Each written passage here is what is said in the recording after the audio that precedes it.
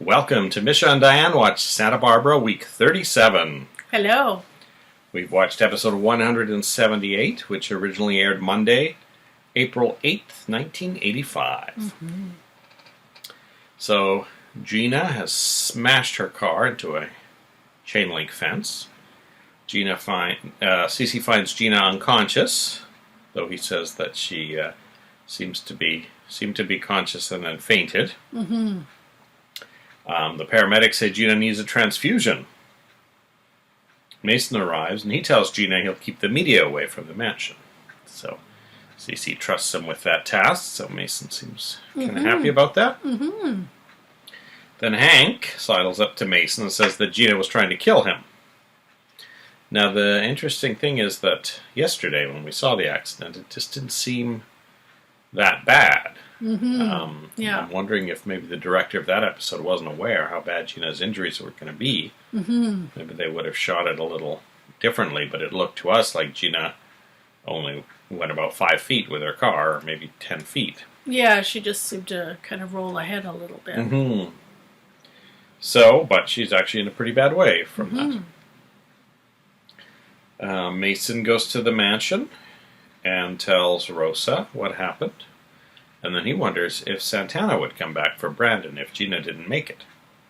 So we haven't heard about Santana for a little while, so I'm wondering if this is maybe some foreshadowing that this character might come back in one form or another. I have noticed on Days of Our Lives that when they start talking about someone we haven't seen in a while, it usually means they're coming back. So now, in hindsight, I think that may be an obvious thing to remind the viewers of who they are, or maybe to prepare new viewers who don't know that character that someone might be returning. And if she does come back, just think about what an interesting mix that would be. We would have Santana, who is Cece's former girlfriend, who we remember modeled herself after Sophia for a little while. That's right. And we would have Gina, his current fiancée, and of course we'd have Sophia herself. Mm-hmm. So Mason hangs out with Brandon all night, reads him books, and makes him sleepy. At one point when he's asleep, he tells him a whole bunch of things that he really shouldn't know, but then he wakes up. So, and then eventually he decides that he better tell Brandon that Gina's at the hospital because he says he wants to stay up till she comes home. He says, oh, she had a minor accident earlier and she's going to stay overnight in the hospital. Mm-hmm. So he underplays it. He probably doesn't know quite how serious it is anyway at that point.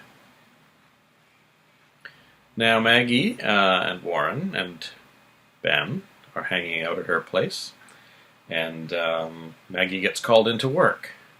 So there's a nurse there tending to Ben, and then there's going to be a bit of a gap between the nurse leaving and the night people coming. So Warren agrees to watch Ben for a while. Mm-hmm. And then 2 men in white coats or white shirts come for the night shift, and they mention to Warren that Maggie has had male friends before, but they don't last very long once they meet Ben. Yeah, that's, I think, what was implied there. Mm-hmm. And that might explain a lot about Maggie's skittishness about having Warren, know anything about her situation. Mm-hmm. Cruz at the hospital tells Cece that Hank is accusing Gina of trying to kill him. Then Hank comes up to Cece and says that back in Atlantic City he and Gina were involved in an extortion case that ended up leading to a murder charge, and that he's more than happy not to let the media get the hold of that story for the right amount of money. And Cece tells him that he's never paid off a blackmailer before and he's not about to start. And I believe Cece actually says something about potentially killing Hank as well. He does. I mean, Hank says, you've got a lot to lose. And he says, but I can afford to lose it. And you can't, so.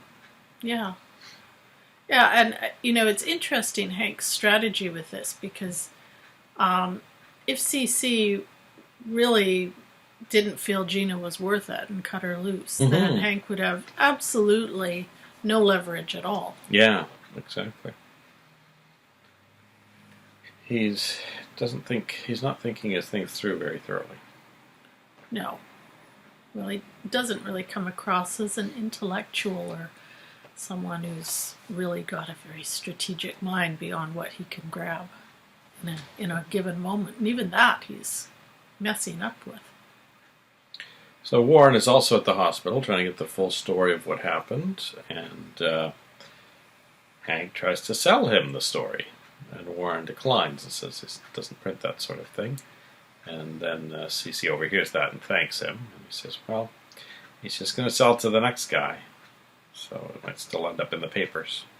Now, it's really worth remembering in this exchange, too, that Warren, of course, has huge history with Hank. We saw them get in a fight just the last episode. Mm-hmm. And, of course, Hank was responsible for a lot of Summer's problems. Mm-hmm. So it's kind of extraordinary that Hank would be saddling up to Warren at all. Mm-hmm. You'd think he'd try one of the other papers first. Yeah, well, maybe he was just hoping Cece would overhear it and maybe be pushed into paying him off. Yes, that's a good point. But yeah, definitely I think this pushes Cece into a potential suspect if something happens to Hank. Mm-hmm. So you've now got 3. Well, Gina's not really capable of doing anything. So. But we definitely have Warren being lined up as a potential suspect. Mm-hmm. And Cece. And if Hank isn't bumped off right away, if Gina makes a bit of a recovery, then I think she could be a suspect. Mm-hmm. Yeah, we'll see. Depending on the timeline. It's got to... I mean, once it's in the papers, Mm-hmm. would he hang around for everyone to just be mad at him, or would he skip town? Well, we've seen him skulking around the hotel, at the Capwell Hotel. We see him almost this whole episode skulking around the hospital, so he doesn't seem to have a lot of time on his hands, and he does seem to hang around a lot. Mm-hmm. Cece tells Eden that he's worried that this whole accident is his fault, because he knows Gina probably came down there to stop him from talking to Hank. Mm-hmm. And then Eden wants to know what exactly Hank told him about Gina. And Cece actually, doesn't reveal too much. He says Gina's had a hard life, she had to struggle to help herself in summer, and that she did some things that she's not very proud of. So this playing his cards very close to the vest there in case he ends up marrying Gina. Yes. He doesn't want Eden to have ammunition against her. Eden wants to know if he'll still marry Gina, and Cece says he doesn't know. Gina comes out of surgery, and the doctor lets Cece know that, and Cece asks about the baby. The doctor says, oh, no one told me that she was pregnant. So it'll be interesting to see how that unfolds. I mean, I would think they'd very quickly realize she's not pregnant after a quick blood test. Or, whatever. So. Mm-hmm. Mm-hmm. And then Cece would find out, I would think. Cruz gets the news that Peter didn't type the confession. And Eden asks about the phone call, because she kind of overheard bits of it. And Cruz says it's something that he thought was over that's not over. Mm-hmm. But obviously, because it deals with the Capwell family, he doesn't want Eden to know anything about it. No. Eden asks if it's something that could hurt their relationship. Don't really see how it could. No, I don't think so. Unless she feels that... Unless she tries to involve herself in the investigation too much. But I'm sure the whole family would like to know what happened that night. yes. Cruz tells Maggie that Warren is a good man, and she gets indignant because she says she already has a husband. Mm-hmm. And then Cruz asks, what if Ben outlives her? What's her plan? So she says she'll have to sleep on that. Mm-hmm. Mm-hmm. Cruz tells Maggie that Peter's confession was confirmed to be a fake, and that they will have to question everyone who had access to Peter's apartment during that short time. Mm-hmm. And Maggie suggests Lindsay as a potential suspect for that. Now, we haven't really got much idea of what Lindsay and Peter's sort of day-to-day dealings were like, or if they had them at all, what their relationship was like, apart from the fact that they were partners in blackmailing Channing. So it's actually surprising that Peter didn't try to borrow money from Lindsay when he needed it, because he knows Lindsay had $2,500 a week, and he knows that he's a lawyer who wouldn't want to be outed. Yeah. It's interesting that Peter never went to him as a potential source of money when he just needed $200 to pay the rent for April. Yeah, you would think that would have been someone he would have a lot of really good leverage with, even if Lindsay did know more about Peter's past. I mean, it still would be something that Peter could use. Cruz then goes to the Capwell house and tells Eden that Gina might not regain consciousness. He invites her over to the houseboat, and she says that she needs about a half an hour to talk to Brandon and Rosa. So while Eden is off, Cruz makes his way into the study and tries to figure out how the killing took place. And he does some reenactments of different scenarios, puts himself in the shoes of the killer, sits down in the swivel chair and turns away from the door, and then whirls around with the gun, only to find Mason standing there. And Mason says, "What are you doing, Cruz?" He does not seem too happy that Cruz is investigating the murder. So once again, we wonder, could Mason be the killer? Has there been so much obfuscation around it that we've lost sight of the fact that he is a possible suspect? Well, I think in a lot of ways, whether he is or not, the fact that Peter seemed to be the killer probably suited almost everyone except maybe CC, who had been pushing Peter on Kelly. But, he was a very convenient person to have responsible for the murder. Yeah, any of the suspects or people who loved them, who didn't really care maybe if the murderer was found, would just think this would be a good way to end it all, get this suspicion over with, and move on. Because, of course, if Peter's not the murderer, and I think perhaps Cruz even said as much, it means there's a killer still out there. Well, we'll see how the conversation with Mason and Cruz goes. It'll be, I assume, about Channing. I assume Cruz will come clean of what he was doing. It seems fairly obvious, just from that last little bit. So I don't think Mason will be fooled if he says he was thinking about a totally different case. And then Mason will say, well, why are you investigating a murder that's already been solved? And maybe Mason will get wind that there is a loose end. I think we have the potential in the coming weeks for a lot of interesting scenes between Mason and Cruz.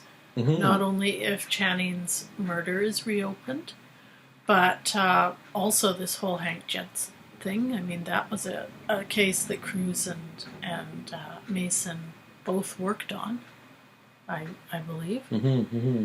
And of course, if something comes up with with Ginger, they are going to be on opposite sides of that.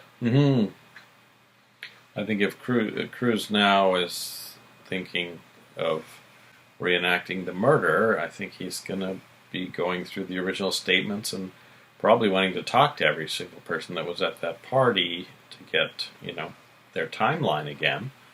So it'll be maybe not as touchy talking to the Lockridges, but when he tries to ask Cece about it, he'll have to come clean that he's investigating it. We could maybe have just a couple of chats with Eden without her getting too suspicious. But well, I want to hear more from Mason about that little secret passage he seemed to use to get to the study, which we haven't really heard much about since that flashback. That may be something Cruz asks him about now that everyone is aware of it. So, all right, we will be back in a few seconds after we've watched episode 179 of Santa Barbara. See you then. Bye-bye.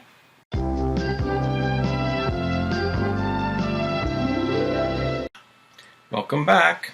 Hello. We've finished episode 179, originally aired Tuesday, April 9th, 1985. Augusta has a nightmare about Lionel and Sophia. Mm-hmm. She tells Lakin she just knows that Lionel is seeing Sophia secretly. Augusta visits Warren and meets Maggie. Doesn't seem entirely impressed with Maggie. No, but she isn't in her best mood either. Warren asks Augusta not to sell the yacht because he's occasionally thought about living on it himself. She says, "Oh, well, why don't you do that? You can live with your father." And he says, "Oh, so I can keep tabs on him?" Maggie tells Warren that Ben jumped off the oil rig in order to save himself, and they had to drag him out of what was left of him out of the sea. So it almost makes me wonder if maybe he's had some oxygen deprivation or something that caused some internal injuries.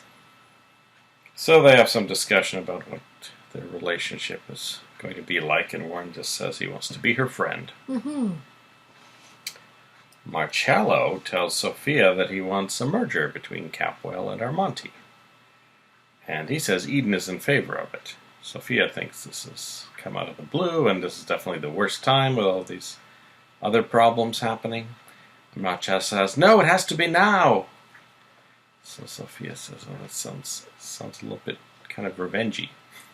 Yeah, I thought that was a really interesting way for her to put it, because I think we're feeling more and more like Marcello is pretty driven by revenge. Mm-hmm. And it sounds like maybe Sophia's starting to see that too. So maybe he's trying to figure out a way to get control of Capwell Enterprises. Mm-hmm. Take Cece's legacy away from him somehow. Yeah.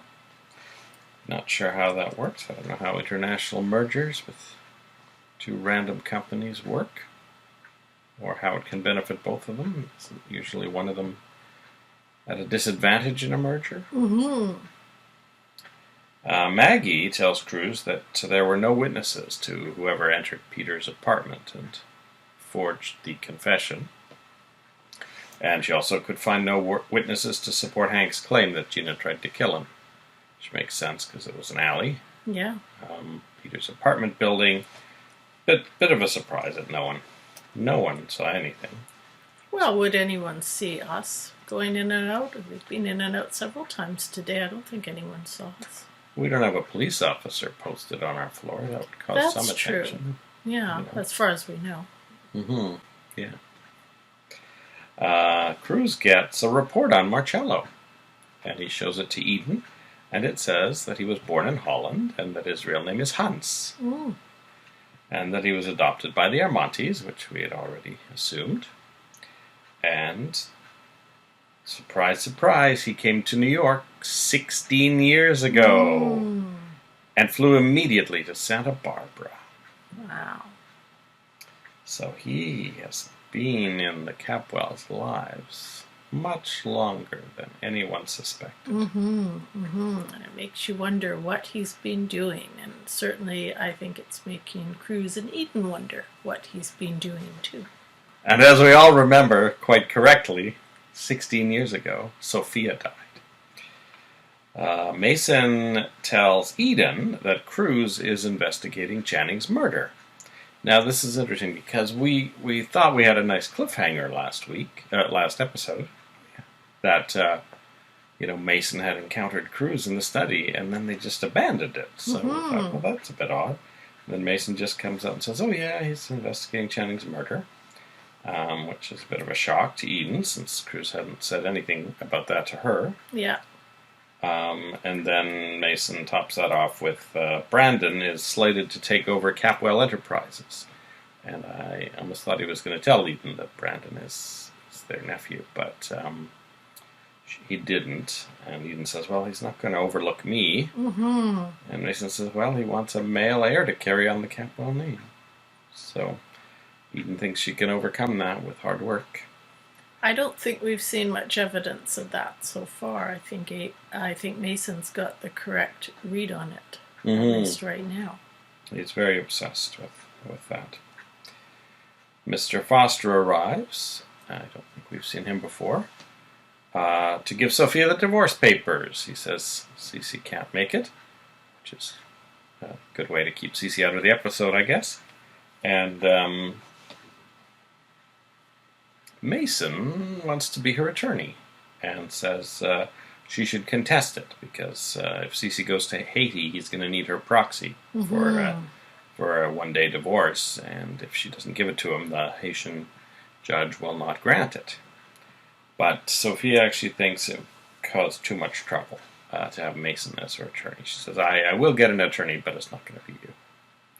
And can I just say that Mason is looking much sharper than he has for a while now. He's dressed in these immaculate suits. He's all clean-shaven. He's kind of pulled himself back together, at least in so far as he appears in this episode. So it makes me wonder if perhaps Ginger has given him a bit of an advance, or if he's already started to earn his salary from Ginger. And Mason actually thanks Eden for letting him sleep in her room last night, because Cece at the hospital and Eden at Cruz's houseboat, he figured he could take a chance of spending a night at the Capwell house. And he admits that he misses it. He may have done that in the last episode, but kind of admits that he misses being there. Marcello shows Eden the folder of a projection of the two companies as if they were merged. So he's been working on this for a while, or he's really been working very quickly to get all this together. And I'm trying to figure out just, like, is he part of the family that owns this company? What is, like, his connection with it? Because, I mean, obviously it's got the Armonti name, but from what we've known up until this last week or so, he's been primarily a psychiatrist. Now, do we know if the Count is dead for sure? No, I mean, that's what I've understood. I don't know if anyone's actually said it. Yeah, I've always kind of thought, oh, maybe the Count could show up, but they've never talked about him being there, although Marcello said early on, oh, come back to your family. Yeah. If it's just Marcello, then it's come back to a big empty house with me in it. But I would think if this company is as big as Marcello is saying, and it would have like a board of directors and people to run it and manage it. I mean, they might be kind of surprised if Marcello, they haven't seen in years because he's been wandering around trains and hypnotizing people, suddenly says, oh, we're selling the company. Yeah, or merging the company. What is his sort of interest in it? Because he doesn't seem to give any signs up until the last few episodes of, he doesn't seem to run it. Yeah. I mean, I kind of always assumed that they probably ran a vineyard or something. To sort of find out that they have a big corporation is actually a bit of a surprise. So she responds with, why were you in Santa Barbara 16 years ago? He says, tourism. So does she actually say it was around the time that her mother died? I don't remember. Mason joins Cruz in the study. So the writers have very cleverly pushed the conversation that we expected to have at the beginning almost to the end of the episode by having a day go by. And he says, now, I'm going to ask you the same thing I asked you last night. Why are you reenacting Channing's murder? So that's kind of funny, because we have to now envision that Cruz somehow got out of answering that question last night and ran out of the house before he had to answer Mason. And Cruz responds that he's just being thorough. So I don't know why he couldn't just say that last night. Mason's not buying it, of course. He says, oh, yeah, you were also checking Peter's banking records. And he offers to help. He says it can be very helpful, and Cruz points out he no longer has access to the DA's office, but Mason says he has his other sources. So Mason wants to be involved in this Channing's murder investigation. I don't know if that's because he's hiding something and wants to make sure Cruz doesn't uncover it, or if he wants to be there when the murder is solved, so he can sort of look good in Cece's eyes? I don't know, but I mean, he must know that he's a suspect as well if Peter didn't kill Channing. So, yeah. Because nothing Peter really said could be trusted, especially if I think he already had the aneurysm, right? Or he was in the hospital when he cleared Mason. So anything that happened after that, after he was clearly went crazy, has to be discounted. So Cruz just asks him to stay out of it. Yeah. And then when he gets a chance, he enters the tunnels and snoops around for a while. We don't see anything new in there. No. He doesn't find anything new or any new branches or anything noteworthy in there. And then Eden finds him in there. So she mentions she was with Marcello, which he kind of knew and was annoyed by already, and asks if she let him hypnotize her again. And she says, "Oh, that's none of your business," or something like that. And so he decides to kiss her to try and determine for himself if she's been hypnotized. Lionel also has a nightmare of Augusta in bed with 3 different men. And Lakin stops by to see him and asks him to stop seeing Sophia for the sake of the family. And he says, "I have stopped seeing her." So no one will believe Lionel's tale, except Ted.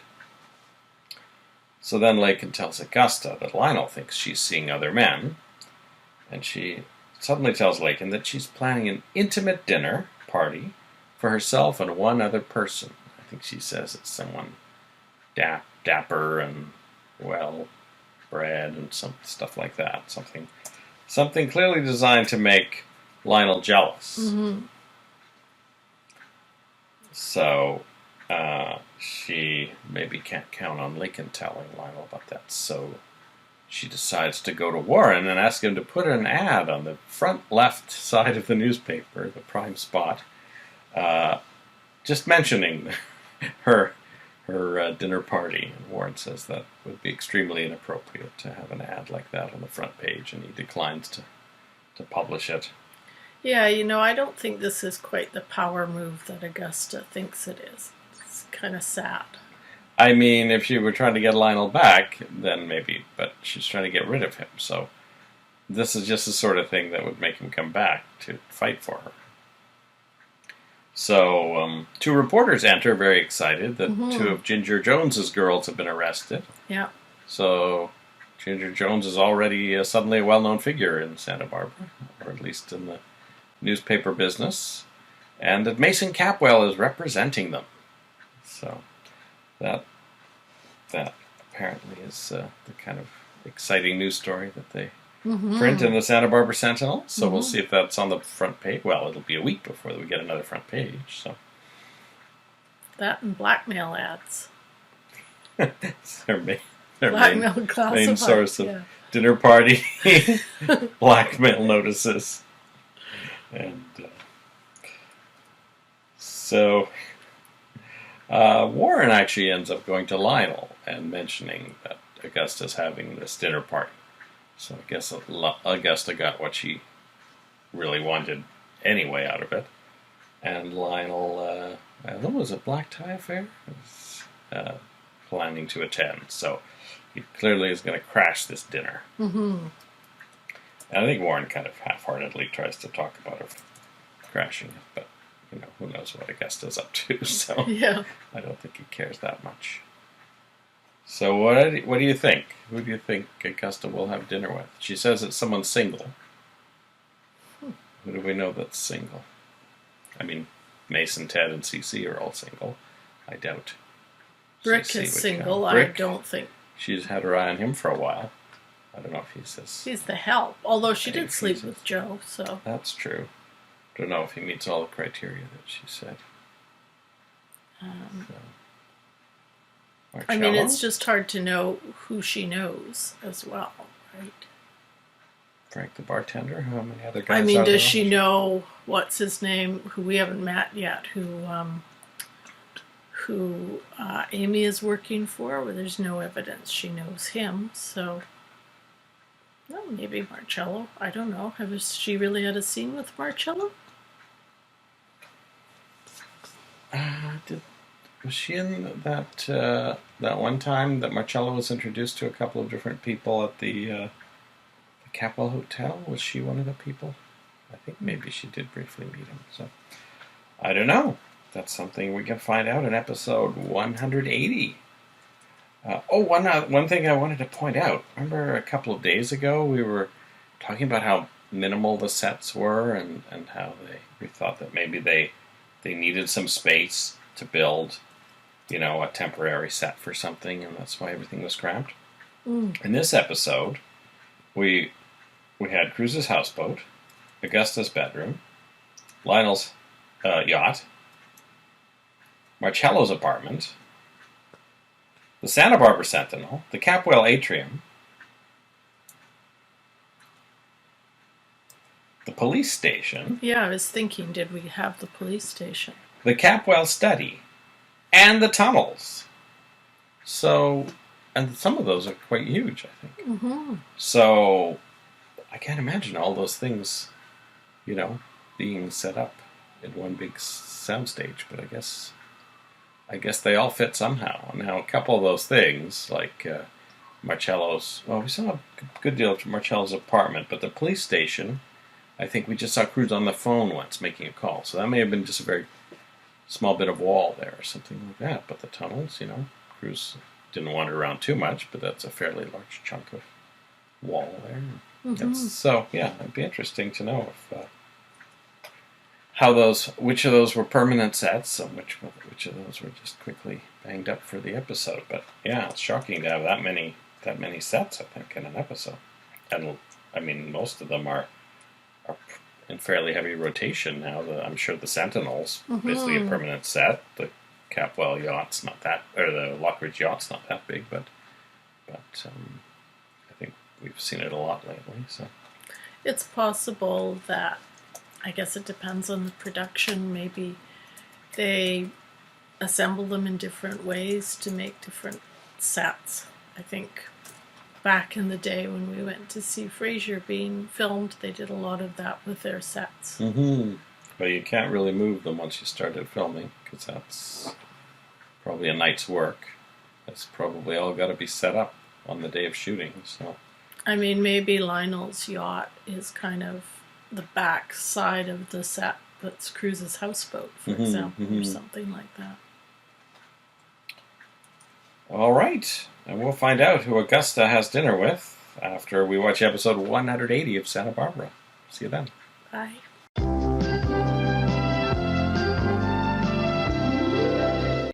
Welcome back. Hello. To Misha and Dan watch Santa Barbara while our neighbor grinds the floors for hours on end. Actually, years on end. He's been grinding and grinding and grinding. Who knows what he's doing up there? He seemed to be drilling something yesterday.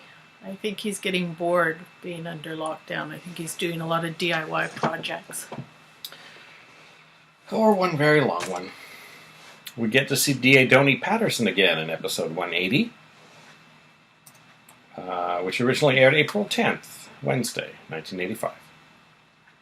He says, "I'm sorry to hear about your fiancée, Cece." So it sounds like he is a friend of Cece's. Yeah. Which we had, wondered if maybe that's how Tony Patterson got elected with Cece's help, and maybe that's how Mason got a job at the district attorney's office. Oh, also definitely. With Cece's help. Most definitely, I would say. So we see that chain of influence that we had predicted. And he also tells Mason that it's a big mistake for him to defend Ginger's girls. Now, I think if, Mason's career is over, I don't see how it could make any difference at this point. Yeah, in many ways I see this similarly to the way Gina has been treating the situation with Mason, in which she's been really, playing up how bad Mason is without ever thinking through that there could be some kind of reconciliation between Mason and CC. And I think it's the same in this case. The DA is very much in C.C. Capwell's pocket, as we've seen, and threatening Mason could boomerang back on him if Mason and C.C. ever get back on the same page. Yeah. And he also suggests that he tell Ginger she should just get out of town and take her girls with her. Ginger shows up and wants to appoint Mason the head of her company.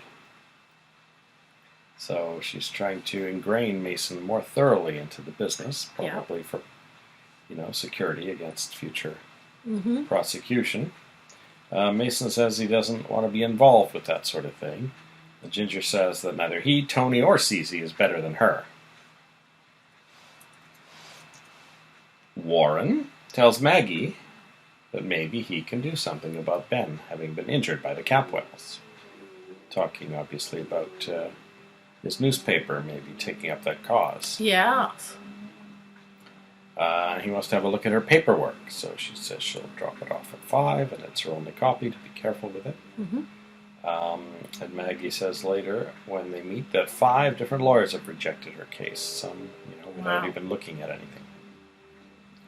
Warren looks around at all of Ben's sports trophies in the house, and then Maggie returns to the room, and Warren tells her a Lockridge never backs down from a fight with the Capwells. So I think this is going to be the next thing that Warren does with his newspaper, is to advocate against the Capwells for this. Yeah. Warren does a little magic trick for her and leaves, and she's happy thinking about Warren and her date together until she notices her wedding ring, and then suddenly becomes sad again. So I don't know how this storyline could go. I mean, I trust Ben's not getting any better. Yeah, unless the shock of seeing Maggie in love with Warren suddenly brings him out of it, and he, attacks him in a jealous rage or something like that. I mean, who knows? Sophia meets Jackie at Lyman Prep. Says, she likes Jackie very much. And Ted's waiting to hear about some college entrance papers he sent in. So we're laying the groundwork for next September's teen adventures. Yeah, and if you're right about where you think things might be going with Ted and Jackie, it'll be interesting to see if Sophia likes Jackie as much when she's banging Ted. Ted tells Sophia that he's heard from Callie in Bermuda. She's written him a letter. And they both agree they want Sophia to fight the divorce. And Sophia tells her that she's starting to doubt that Lionel tried to kill her 16 years ago.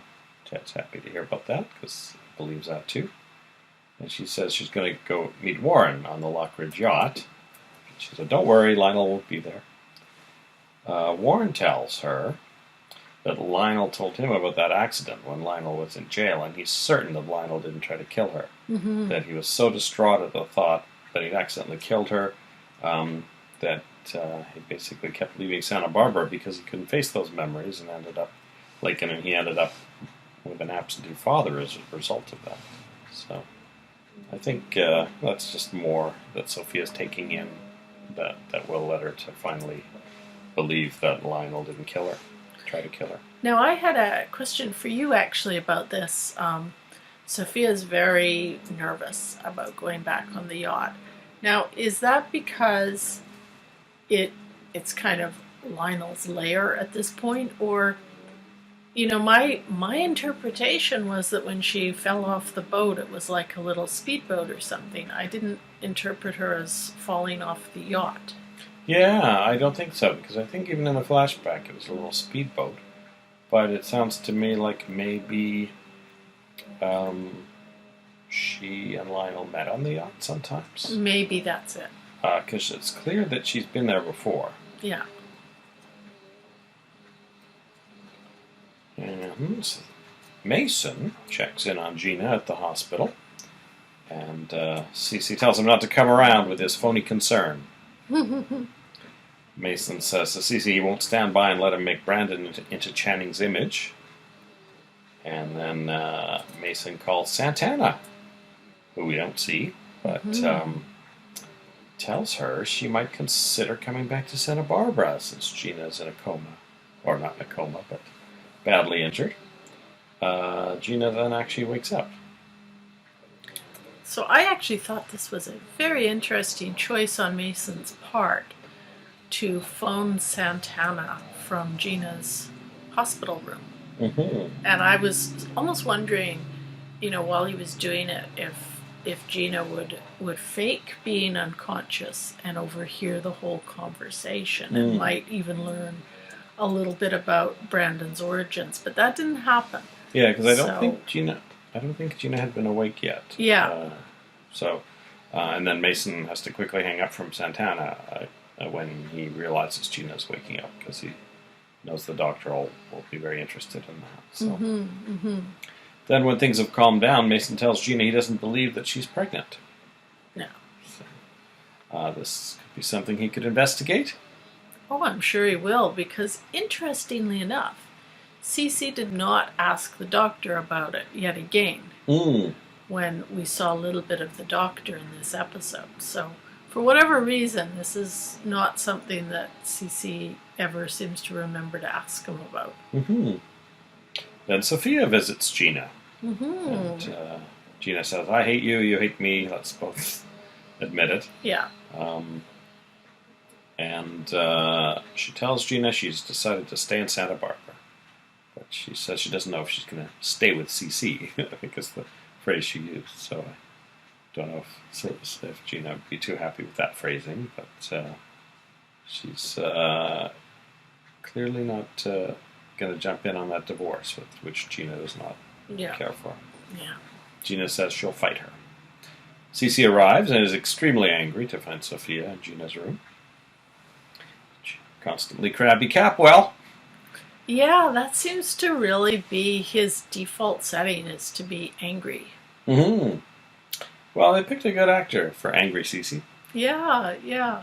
I guess really, we've seen several iterations of Cece at this point, and I would say this one is the most kind of blustery. So maybe, as you say, that's the appropriate Cece at this point in the story. And Cece reassures Gina that she's not going to lose him. Not because of the baby, but because of Brandon, probably. But then again, Cece might say that while he's secretly doing more investigations. So, but maybe he has enough info from Hank and has decided to leave it at that. Yeah, we'll have to see. And we'll see how potentially Santana coming back to town will change the dynamics of things a little bit too. As I said last time, I'm really looking forward to seeing a Sophia, Ginger, Santana, Gina, Santana kind of interaction.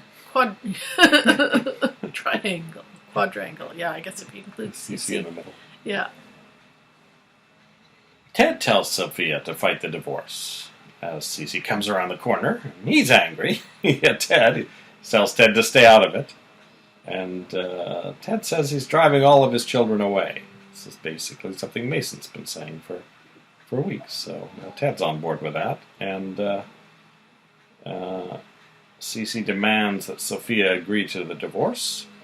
And Ted says that he wants to move in with Sophia.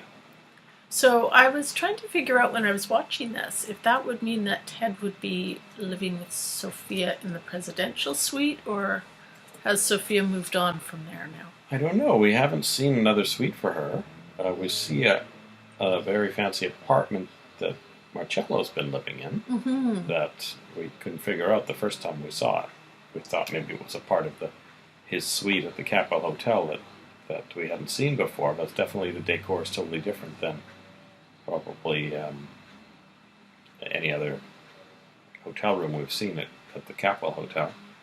So it might be a suite in another hotel, or it might be an apartment. But where Sophia's living is not clear. Like, I assume she's still actually living at the presidential suite. Cece probably still hasn't done anything about that two-way mirror, otherwise I think we would have heard about it. Yeah. So maybe there's still some potentials for eavesdropping coming up. Mm-hmm.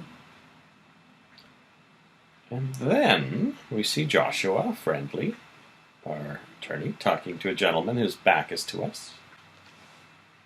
And Joshua calls him Jack. It is apparently Jack Stanfield Lee. And he slowly turns around, and we see Joel Crothers, who we know from... Well, he looked very familiar to me, but I don't know what we know him from. There we have Joel Crothers, circa Santa Barbara. Mm-hmm. Here we have one that's 19 years younger. Hmm.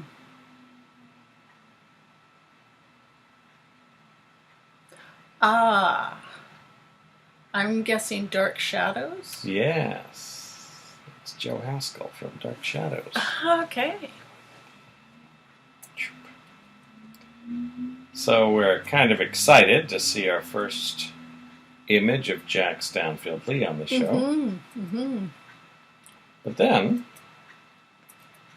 Jack tells Joshua to make apologies to Baron Rothschild. He's decided to accept Augusta's invitation. And then he says, she strikes me as a fascinating woman. To which Joshua replies, you've seen her before. And Jack says, yes, I remember. Now, what do you think about that? I think, first of all, that I called it. Yes, you said it would be Jack Stanfield Lee that Augusta invites to the dinner. Yeah. So, nice going. Good job. Now, what about this weird exchange? You've seen her before. Yes, I remember. I wonder if she was banging him while Lionel was off banging Sophia during that break they had. All right. That's not how I interpreted that.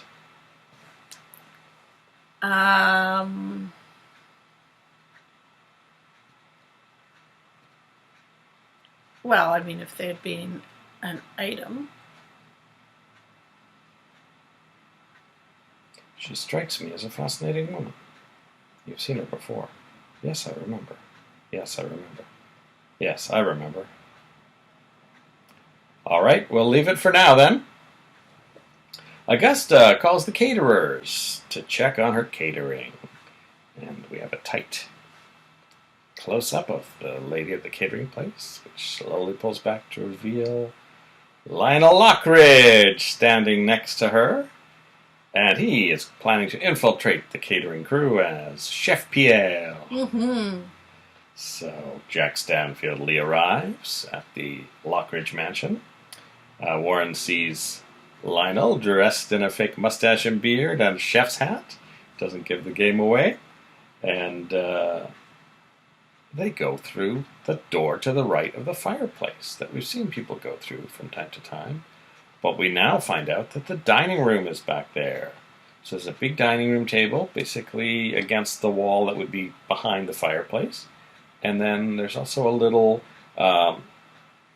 doorway with no door in it that leads to a hallway that looks like it's got some kind of tiling that you might put on a decorative hallway that's near a kitchen. So I think that there's probably the kitchen behind that hallway.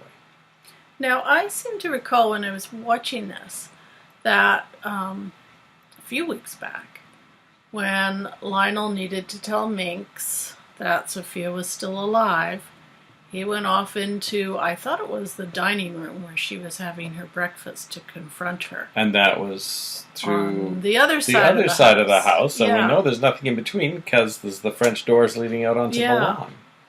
That's interesting. So maybe there's a breakfast room. Or some sort of a breakfast sort of patio. Above where the basement is, because that door leads to both the door to the basement and where Lionel went to tell Minx about Sophia being alive. And it wouldn't be a very big room because it would have to fit between the front of the house and what we can see through the French doors. So it wouldn't be too wide unless the house extends further forward past the front door. Would it not make sense for your wine cellar to be accessible to your dining room and kitchen? Yeah, you have to traipse through the living room. Unless you have another secret tunnel. Or if it was some sort of a, patio where you could have, at least breakfast, but maybe even a little soiree or something, then that might make sense. But I just wondered about that. Yeah. I wonder if it's maybe make steaks for breakfast in a different room. Jack says, so you live in this place with your mother-in-law and with Lakin? And then Jack asks about Brick.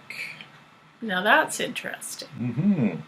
Well, we know, of course, that he and Dr. Renfro are buddies.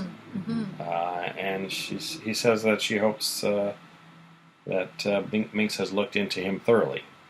So he's ready to try to sow the seeds of doubt on Brick, even though he's not living in the house. Now, if I were Augusta, I would be a little bit, I don't know, maybe a little bit curious, at least, as to why the conversation would take a turn towards Brick. But she seems to be, I think, intent on playing her own game. And she does actually recognize, I think, the chef at one point. She does. She realizes that Pierre is Lionel and starts giving his commands in a French accent to let him know that she recognizes him. And she starts to compliment Jack in as many ways as she can that would annoy Lionel.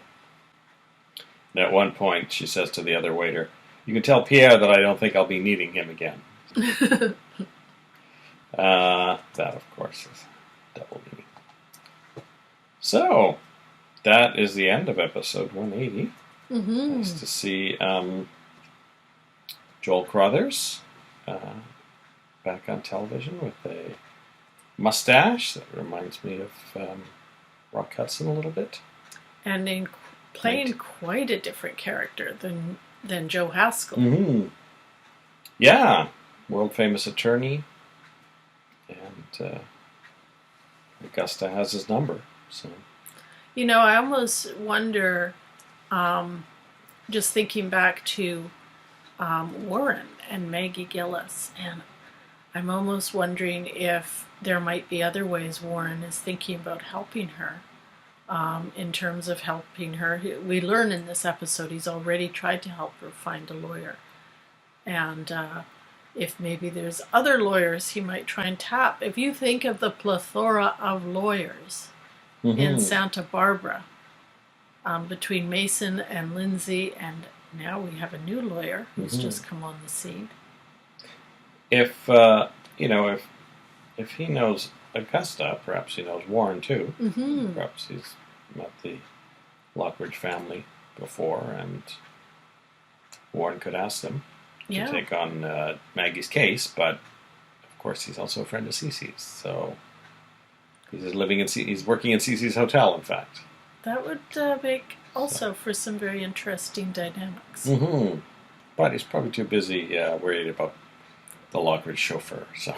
And whatever he's doing with Amy. Yeah, which, now that he's in town, hopefully we'll see how that goes. But I imagine it won't really come to a head till the baby's born. There's not a lot you can do until then. So. Let's hope that happens soon. And we'll see if the story continues when we watch episode 181 of Santa Barbara. See you then. Bye-bye. This week's spotlight is on Paula Kelly, who played Ginger Jones in 24 episodes of Santa Barbara. Paula Kelly was born on October 21st, 1942 in Jacksonville, Florida, to Ruth and Lehman Kelly. The family moved to Harlem when she was 6. She attended the Fiorello LaGuardia High School of Music and Art, and subsequently earned a 4-year scholarship at Juilliard. She performed as a dancer throughout the 1960s and began her acting career in 1967 in a West End production of Sweet Charity. She was married to Don Chaffee, with whom she had 1 child. Before Santa Barbara, Kelly appeared in TV shows such as The Carol Burnett Show, Sanford and Son, The Streets of San Francisco, Kojak, Good Times, Policewoman, and Hill Street Blues, and was a regular on the first season of Night Court. Movies include Sweet Charity, The Andromeda Strain, Soylent Green, and Uptown Saturday Night. Between episodes 42 and 73 of Santa Barbara, Kelly appeared in 20 episodes as Ginger Jones, the former employer of male prostitute Antonio Fiorno.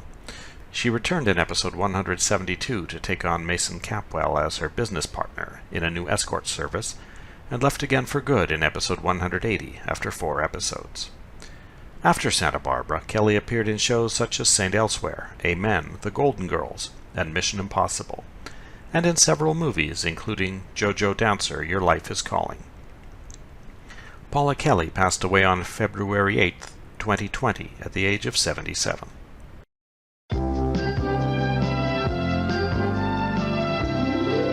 I feel like you've been using me or something for your own purpose.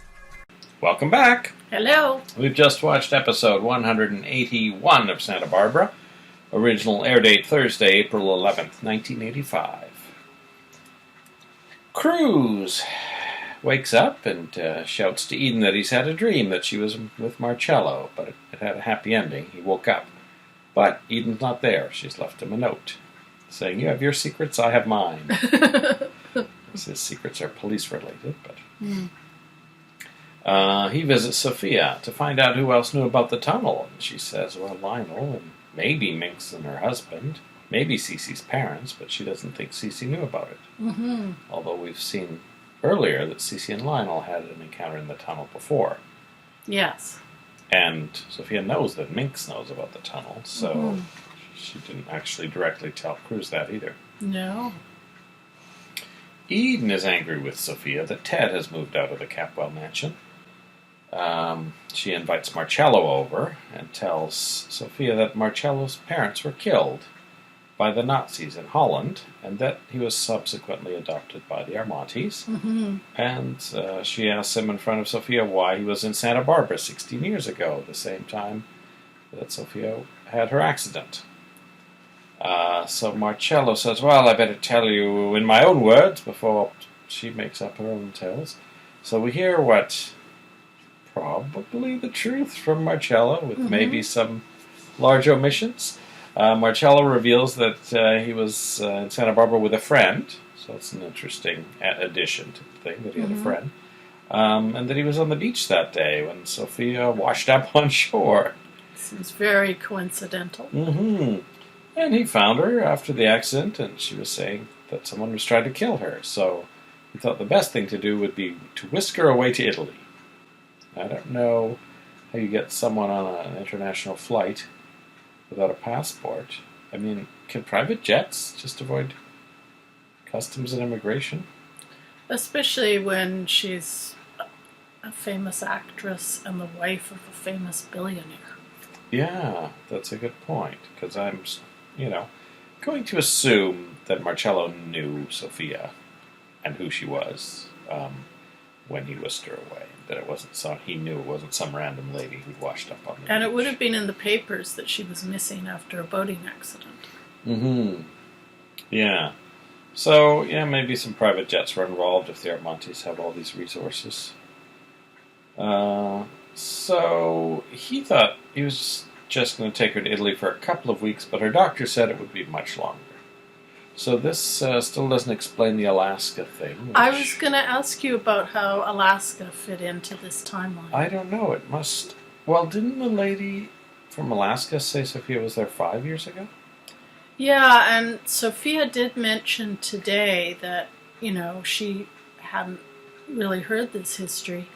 And she said something about, I always wondered if I had my breakdown in Europe. So that made me think maybe... She was then sent to the hospital in Alaska when it turned out to be a bit more serious, or who knows, maybe Marcello was messing with her in Europe and maybe took it a little too far or whatever. Well, we know she was in Santa Barbara the night Channing died, maybe finding out that he was killed, pushed her over the edge again, and he brought her to the Alaska asylum then. That's instead possible. of bringing her back to Europe. We know she had been working on her Dominic disguise when she was in Alaska, and it it always seemed like maybe she'd come up with the character there, but maybe that was a Maybe it was the character other way she'd worked around. on. Yeah. Before that. So, Sophia is extremely shocked that he hadn't told her any of this. The childhood in Holland, the whole circumstances surrounding, the accident. And he just, tries to just play it off like, oh, well, didn't think it was that important, and, didn't think to mention it. And that really is extraordinary when you think about it, because we're talking about a relationship that's at least 15, 16 years old. Mm-hmm. So not to know this about your stepson is a pretty major thing. Mm-hmm. Yeah, I can see why Sophia's upset by this. She also mentions to Marcello that she's starting to think Lionel didn't try to kill her. Mm-hmm. So I don't know if it's important that Marcello knows that. I mean, there's always a possibility that Marcello hypnotized Sophia into thinking Lionel tried to kill her to make her want to come to Europe. Well, we don't know at this point just how embedded Marcello and his hypnotism is in Sophia's illness, and her recovery. I mean, maybe that was his original plan, to get back at Cece, to kidnap Sophia from him. Maybe he thought that was going to be it. That was going to be his whole plan, and just revel in the fact every day that Cece didn't have Sophia. Yes, that it may very well have been that he'd come to Santa Barbara looking for an opportunity, and Sophia washing up on the beach provided an opportunity. Mm-hmm, mm-hmm. And then we get a new flashback. Mm-hmm. Got young Marcello back again for another episode.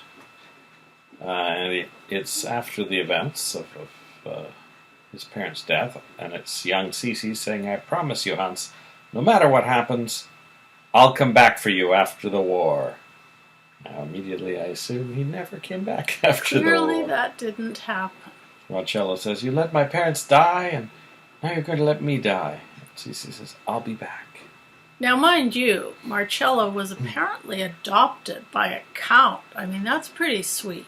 I know. He can't have, considering what a jerk we know Cece is, Marcello must have gotten the better end of the deal by not living with Cece in America. Yeah, exactly. So he says to Sophia, "I remember that day on the beach. I promised to do whatever I could to help you. Some people do not keep their promises. That is the most terrible thing in the world."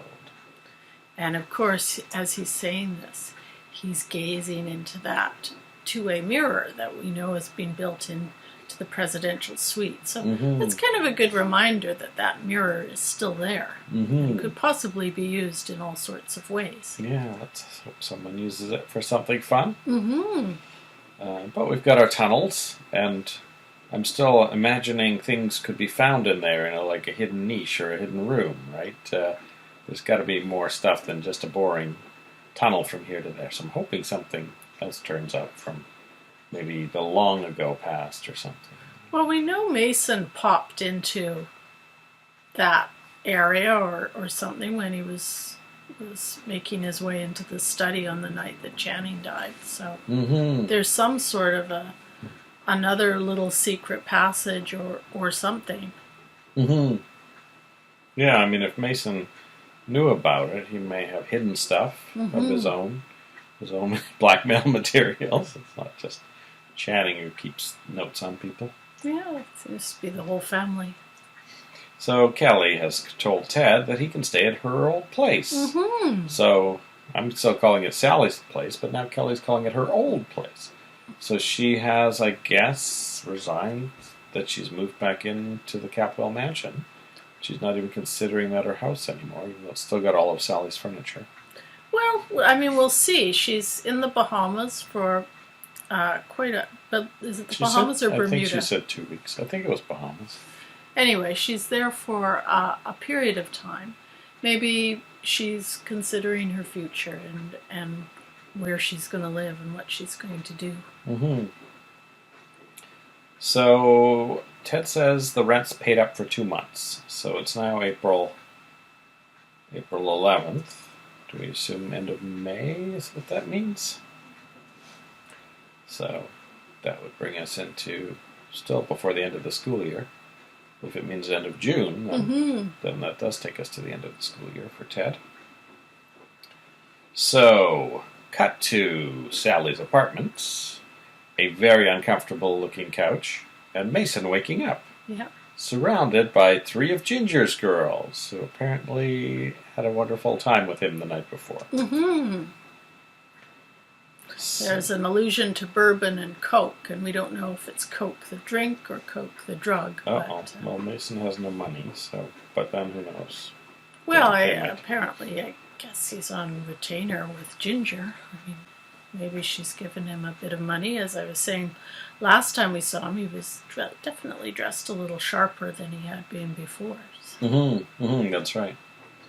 So Mason manages to hide the girls in the bedroom when Ted arrives, and Mason agrees that it might be great if they were roommates. They could each use a friend. So that's going to be fun, but he says Ted will have to sleep on the couch. I don't know if it's that same uncomfortable one or there's another one that maybe pulls out. It's a shame Sally didn't purchase a more comfortable couch before the Capwells took over her apartment. Yeah. Made her live on the beach. But I have to say, I am so looking forward to Mason and Ted living together. Mm-hmm. I mean, that apartment has really been a good thing because we got Sally there for a while with Kelly, then we got Joe and Kelly living there, and it's been a good intermediate place for things to happen, people to go, and people to hide in the closet. Yeah. So, Mason is drawing up some documents for Ginger, and I think the girls need to sign it because throughout the day, one after another of Ginger's girls shows up at the apartment and seems to be there, to visit Mason for some reason. And Ted seems happy to see all these girls showing up in his new place. It's a really great way for him to get over Lakin. That's possible. Although Mason has told the girls that his brother is off limits. And at one point, while they're trying to settle into their new roommate situation, Mason brings up Dad and says, 15 years from now we might have a whole regiment of Channing clones. But Ted says that it'd probably be best if they didn't talk about Dad, because that is not... Neither of them is on the same page with him. Yeah. So that'll be fun. All right, who is next? Amy shows Marissa her new workspace. We get to see Marissa again. That was fun. And tells her all about Jeff and how he's claiming to be sterile now. She just double checks with Amy to make sure she's 100% sure Jeff is the father. Joshua Friendly arrives and tells her to take the rest of the day off. First they, put some flowers around as per Jack Stanfield Lee's requests, but Amy's kind of anxious to meet her new boss, but he says you can meet him in the morning. And as soon as she leaves, he calls Dr. Renfro and says, I was just looking at Mr. Stanfield Lee's calendar, and you're the first appointment, so I've sent Amy home. So it's actually quite early in the morning then, I guess, if he's the first appointment. So presumably Amy's only been there half an hour or an hour, helped with the flower distribution, and has got basically a whole day off. So maybe tomorrow will be a Brick and Amy day. Although Amy did say to Marissa, meet you at 5 p.m. at the hospital after my doctor's appointment. So we may still be seeing Dr. Renfro and Amy on the evening of this day. Now, one thing that Amy does mention to Marissa, and I'm not sure if it was in this initial conversation or when they're chatting a bit later, she mentions something about having lived with Jeff for 3 years. And I hadn't realized they had lived together. So that was just for me, a little bit of new information. Mm-hmm. Mm-hmm. Yeah, that's true.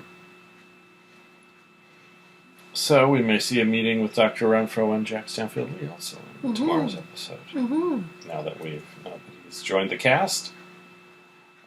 Gina is brushing her hair, so she'll look good for Cece. Mason witnesses her taking a painkiller, and then Mason helps her with something, I think to get changed or something, and then she asks for another painkiller. So he says, you're not supposed to take them like candy. So I'm wondering if that was just a one-time thing, or if this is leading to some sort of a opiate addiction on Gina's part. Well, what we have seen in the last week or so, it seems, is that Gina, it seems to be hinting, has a bit of an addiction issue, or perhaps a potential addictive personality, because before her accident, Eden had commented on her drinking, which we hadn't really heard much about before. And then, of course, today we have her in the hospital gobbling down painkillers. So this is a side of Gina that I don't think we've really seen before this last week, but it does hint that maybe that's a direction they might be going with some storylines. Cece arrives. Mason manages to leave without running into him, and tells Gina that he is on his way to Haiti, and that he'll be divorced and free to marry by tomorrow. So, but I don't think he's hinting that they should actually get married tomorrow. So. Eden shows Cece all her merger research. She says, "Oh, that's good. You're a clever girl," or something. She says, "Why can't you just say I'm clever without adding girl?" And he says, "You were born a woman, and you'll always be a woman, and you'd better get used to it." Now, it really strikes me that, Eden, or Cece is being very cavalier with Eden, because she is, at this point, the only one of his children who actually is not in some way estranged from him. Exactly. He's just, can he really be that focused on Brandon that he's going to ignore Eden? Marcello shows up because Eden left her sweater that morning. And then he suggests they drive to L.A. and meet with the Armonti board, who have just flown into town. And she actually says, "Oh, that sounds good." And he says, "Oh, and we have a fashion division, and they're promoting their new line too, so maybe you can pick up some clothes at the same time." So Cruz gets wind of this, and he's quite annoyed that she's going to L.A. with Marcello. And then we see why he's so annoyed. He pulls out an engagement ring and starts looking at it. He's obviously planning to ask Eden when the time is right. So at the end of the day, Marcello and Eden return. She has some packages, and she says she was pleased with the board members she met in L.A. and the documents she saw there. So it looks like this merger may actually go through on Eden's recommendation if Cece okays it. The Armonti company must be quite big if they've got interests in oil and fashion. And it does make me wonder why it seemed like, Eden and Cece didn't really know much about it. It would seem like if this was a potential competitor, you would already have known a lot about it and done a lot of research on it. But we do sometimes hear about weird European companies we've never heard of that are big, like the biggest milk producer in Germany or something like that, and they're huge in Europe, but we don't have them here. So maybe they just don't. Maybe Capwell is just, North America or oil areas in the Gulf and not in Europe at all. Yeah, but just because we don't hear about it, if you were in that industry, you would know about them, right? It doesn't sound like their two industries are really in sync, though. They have hotels and oil that we know of, and then Marcello listed a bunch of his company's holdings a few days ago, which I didn't really have time to write down, but they didn't seem to be really sync up with what Capwell does. Then she asked Marcello why he approached Capwell through her rather than Cece directly. He says it was because of her business acumen. So all the stuff Cece's not saying to her. That's nice for her to hear. She says that he could have just hypnotized Cece, which is quite funny. Rosa phones Cruz to let him know that Eden is back. So she's obviously in on the plan to ask Eden to marry him. And he shows up. He's got the ring ready, but he asks her to tell him how she feels. So he wants to hear her say, "I love you," not in an elevator, and not take it back a minute later. And she is kind of dancing around, giving him an answer when the episode ends. So this episode was tailor-made for Cruz and Eden fans, or Creedon fans, I guess you could say. And yeah, you can just imagine that people who are really shippers of that relationship would probably have been on the edge of their seat at the end of this episode. I mean, it seems like a shockingly fast turn of events, because they were kind of, just really easygoing. And suddenly now they're talking about marriage. It's only been a few months, I guess. But, yeah. Just Carmen showing up seems to have snowballed that. Yeah, unfortunately for Carmen, because I'm sure she would have preferred the opposite effect. Well, I think, storyline-wise, maybe it makes sense for the engagement to happen, and then Carmen and Cece to do things to try and break it up. Maybe Carmen will give Santana a call and say, "Hey, why don't you come back to town? Come over for dinner and hang out with Cruz a little." It's possible, too, that with Sophia back in the picture and Gina still in the picture, or Sophia and Gina both still in the picture from Eden's perspective, she's got kind of a line of defense between her and Cece at this point. So that might be pushing her away a little bit too. Well, towards Cruz. We will see if he pulls out that ring on Friday's episode. Episode 182. I'm sure it won't be that easy that It'll stay they'll in his just pocket all suddenly get she'll engaged say the wrong and married. Thing. Yeah. She'll say the wrong thing and he won't pull it out. Then Rosa will say to Eden, "Oh, congratulations." And that'll put a crimp in everything. I think there'll be quite a long dance around this. They've got years to get married. All right, we'll see you in a few minutes after 182. Bye. Bye. You were born a woman, and you will always be a woman, so you better get used to it.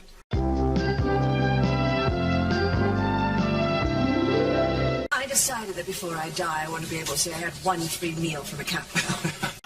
Welcome back to Misha Dianne, West Santa Barbara. Hello. We made it to Friday, episode 182, originally April 12th, 1985. And we just saw Jed Allen on an Adam 12 episode. He's a future C.C. Capwell. Starts off as a robbery victim and ends up as a drug dealer. Cruz is writing on one of those folders that they have all over town. Which often don't seem to have much in them. He takes a black marker and very sloppily writes, "Capwell Jr. Homicide, active April 85. So it looks like he's definitely going to investigate the murder. He locks that in his desk. I'm not sure if that was his work desk or his home desk, but either way, I'm sure Eden will probably snoop around at some point and find it. Yes, I was thinking that is active for someone to find. That expert from a few episodes ago that confirmed to Cruz that Peter did not type the last few sentences of his note. He's drinking at the bar with a guy that I guess is his friend.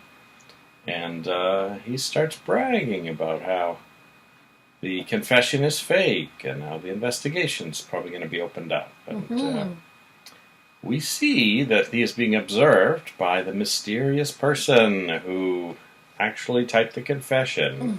Once again, we have one of the cameras doing a point of view of that person, and we see things through their eyes. So they are now aware that the confession has been discovered, and we see them leave the State Street Bistro. Then, as Neutron Dance is playing on the jukebox, and then we see them entering the Capwell study from behind the bookcase. So they know about the tunnel. They go in do a quick check, open up the top left drawer of the desk, and steal Cece's gun. And there's I think it might be Rosa's voice out in the hallway calling to someone. Mm-hmm. And they quickly back away and get back into the tunnel. So once again, our murderer makes an appearance. Mm-hmm. Ted and Mason are at the State Street Bistro. Mason keeps getting turned down for more partnership jobs from various people he's calling. Lakin and Jade arrive, and we see them dancing. Finally found Jade again. Mm-hmm. They dance with these two guys, who I don't really know if they're guys from school that we recognize or not. They're kind of blend together. And Jade has no dialogue at all in this episode. We just see her dancing. I don't even think Lakin has any dialogue. Ted just sees them dancing, and she looks at him at one point. And the jukebox is playing Madonna's Crazy for You. Mm-hmm. Gina steals some pills from the nurse's cart. And her pill addiction has gone into overdrive in just one episode. Yeah. The doctor shows up to tell her that she was never pregnant. And she says, well, let me be the one to tell Cece. I don't think he's going to get told anytime soon. No, I think, the best bet for Gina is to try and get pregnant for real. And then she could just pretend that was the same baby the whole time. And, I think this new emphasis on her addictive personality maybe gives us a little hint into the kind of hold that she and Hank Judson may have had over her. Might have been a factor in her getting involved with him in the first place. That's a possibility. She asks the doctor for a prescription, and he says, oh, well, according to these charts, you haven't taken anything since midnight, so you probably don't need it. And she says, well, just in case. He says, well, they're very addictive. She says, okay, then just give me a few. I'll only take them if I really need to. So Gina gets released and promptly orders the Reverend for that evening to come over and marry her and Cece. Mm-hmm. And while she's waiting for Cece to come in, she sends Brandon up to her nightstand to get her bottle of pills. So she's been popping them out for 2 days straight, I guess. Mm-hmm. Now maybe she had a previous addiction and the painkillers from the accident re-triggered it. That's possible too, although we did see her drinking heavily as well, remember, a few episodes back. And Eden was commenting on that. Mm-hmm. Ted tells Sophia about having seen Lakin yesterday. It's now the morning. Mm-hmm. Sophia gets word that the divorce is final from her lawyer, Carlos. Mason phones Augusta to invite her to lunch at the State Street Bistro. Augusta agrees, saying, I wanted to say before I died that I had a free meal from a Catwell. Mason has invited Sophia, too. And he tells them to order anything they want, and then he goes up to Frank and says, whatever they order, tell the chef not to make anything. I have no money. This is sort of the lawyer equivalent of ambulance chasing, I think. Yeah, or it's like Amway. You Yeah. know, finding your family members who might need something. Sophia and Augusta trade insults. They're quite hilarious. And I was thinking if there was a Real Housewives of Santa Barbara back then, this literally is the kind of thing, the kind of scene that you would see in that.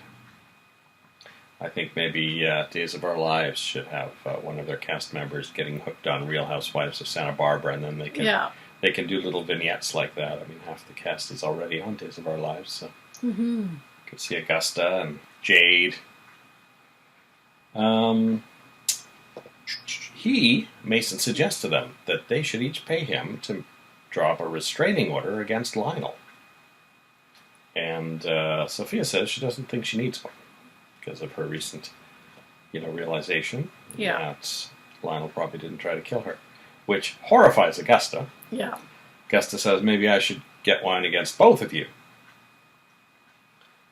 So later, Mason talks to Sophia about the fact that both of them are outcasts from the Catwell family, and how he just can't keep from needling Cece, because Sophia thinks their issue is they both can't stop sniping at each other. Yes, and I have to say, I think it was a little premature in thinking that perhaps Mason was getting on his feet with his new relationship with Ginger, because Augusta mentions how sort of shoddy his clothes are up close. And, you know, he does have that little conversation with the guy running the State Street Bistro about not actually ordering any food.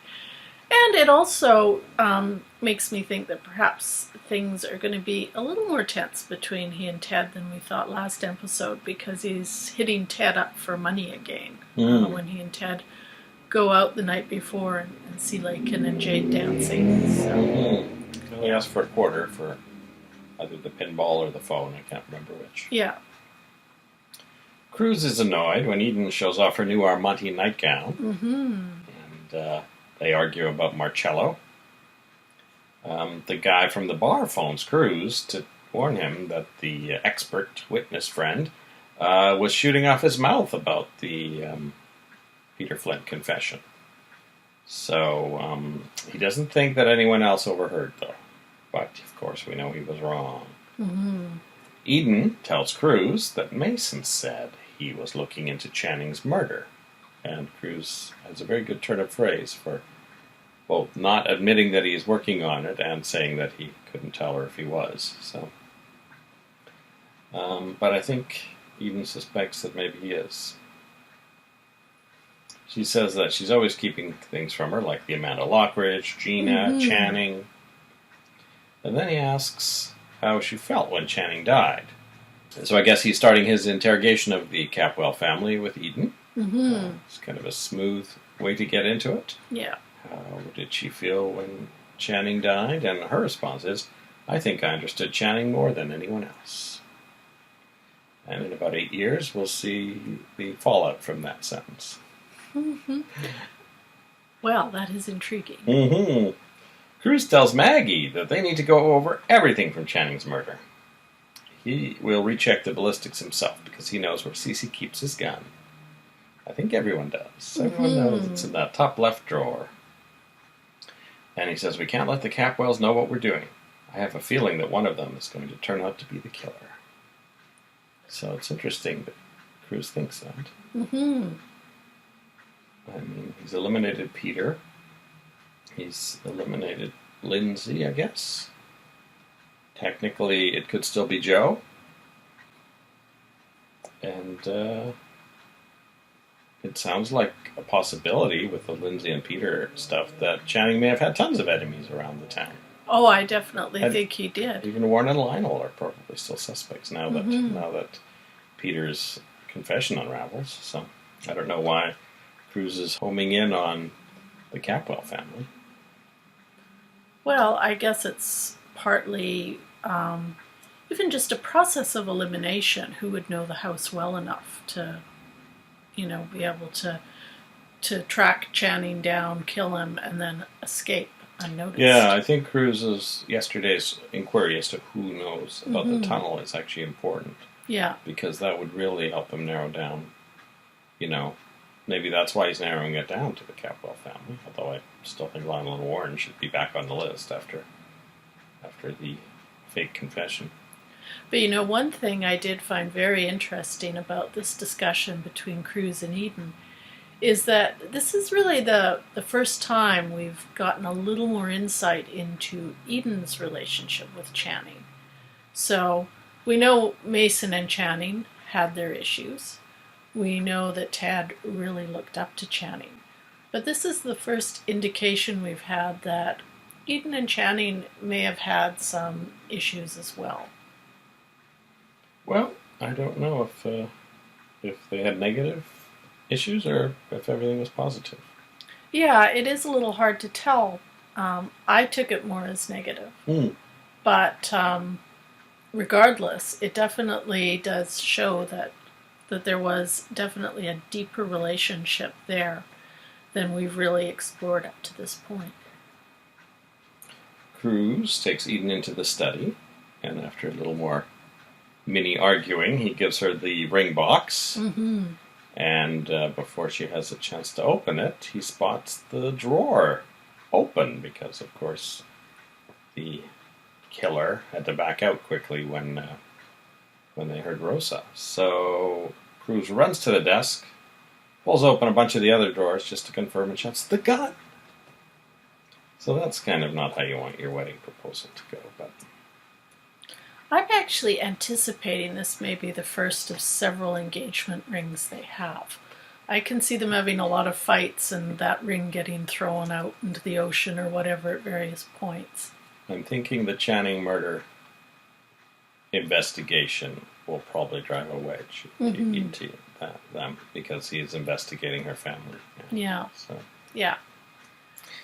And I think she's pretty sure he is. And then now that he's so excited about the gun, I think she may be breaking into that drawer. Oh, I think so. Maybe in the next episode.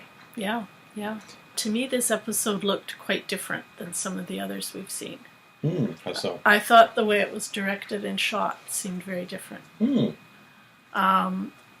Just the camera angles seemed very different. So the shot of the opening shot where we actually see the coroner, forensic examiner, or whatever he is, having the conversation at the bar, and then the camera goes kind of low, and we see, the gloved hand of what we assume to be the murderer. Kind of, we follow that, and that was a very different angle, I think, than we've seen, and the whole shot of, again, this same person leaving the tunnel and going to get the gun. And coming back, that was very different looking to me as well. We've only seen that one time before with the Peter, searching Peter's place and typing. Yeah. Thing. And I thought the lighting was a little different too. I thought it was a little darker in a lot of Definitely places. the study's pretty dark. Yeah, and even the scenes on Cruz's houseboat, I thought were just shot a little bit different. So I don't know if it was a different director or if it was the same director maybe trying out a few new things, but that was something I really noticed in this episode. It makes sense for the killer to be wearing gloves in the study, but yeah, we saw them pay their tab at the State Street Bistro with a gloved hand. So if we can just watch out for anyone walking around town wearing gloves, that might be a clue for us. Well, it made the identity of the killer very intriguing because obviously this is someone who knows about the tunnel. And, it's obviously someone who could access Peter Flint's apartment. What I found interesting, and it's not really apparent in your summary because I know you kind of lump things together, but if you look at the way some of these events happen, some of our main suspects, it would be logistically very difficult for them to be in one place at the same time as this gloved hand person. So, for example, I thought Augusta might be a potential person to have changed the note, but we see her on the phone basically at the same time as the person's taking the gun. I think the first time we see the gloved hand, it's early in the episode. Yeah. Almost immediately, Augusta gets a call from Mason, who's probably at the bistro. Yeah. To invite her over, and then we see her over there. So, I had thought it's possible Augusta was the person typing the note before to clear Lionel or Warren or whoever, but now it seems logistically that it's not likely that she's the gloved hand. Well, it was even, I think, a bit logistically difficult for Sophia, with this meeting with Mason, to be in those places as well, and she would be another one who knows about the tunnel. So whether that's just the way the time is playing out in this episode, or if that's actually significant, it's hard to say. CC is on the way back from Haiti, so I think maybe we can rule him out, even though reasonably can't see why it would be CC. And Kelly's still in Bermuda. So that's two people we can check off the list, I think. But, it's perfectly possible that Marcello could have been aware of the tunnel or could have been sitting there sipping in the bar. It could be Marcello. So Could it have been Sophia? She shows up later to the meeting with Mason and Augusta and spends much of the day there. Ted also spends much of the day in the bistro. Mm-hmm. So, and of course, it could have been Rosa, but why would she?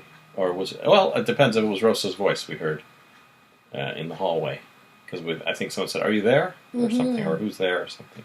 So that was probably Rosa. So let's leave her out. So if we didn't think Reuben was never coming back, could be Reuben. Could be one of the many. Could Santana be back in town early? Well, that's a possibility too. Mm-hmm. And perhaps she knew about the tunnel. Well, we don't know what went on between her and Channing now, really. But that seemed like a possibility at one point, that there was some secret way they were meeting at the gazebo. Could the gloved hand could be Lindsay? Yeah. All right, the gloved hand. Maybe that's what we'll call them, because we don't know if they're the killer or covering for the killer. The gloved hand. Anything else on No. week 38? That was all I noticed. All right, then we'll be back next week for week 39 as Misha and Dianne watch Santa Barbara.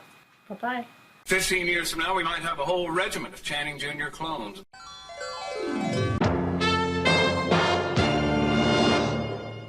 Let's just say that I think I understood Channing more than anyone else.